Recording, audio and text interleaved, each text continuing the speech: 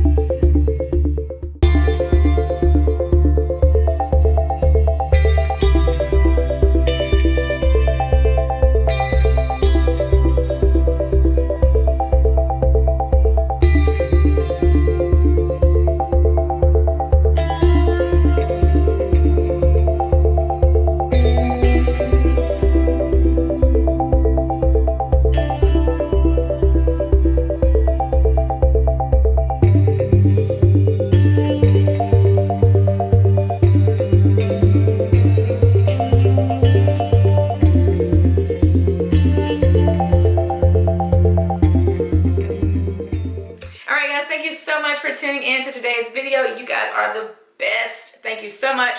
If you want to know more product information, color swatches, and all of that great stuff, head over to the blog at www.tiffanydbrown.com for all of that goodness. And yeah, I really hope you guys have a fantastic day, and we'll chat in the next video. Bye.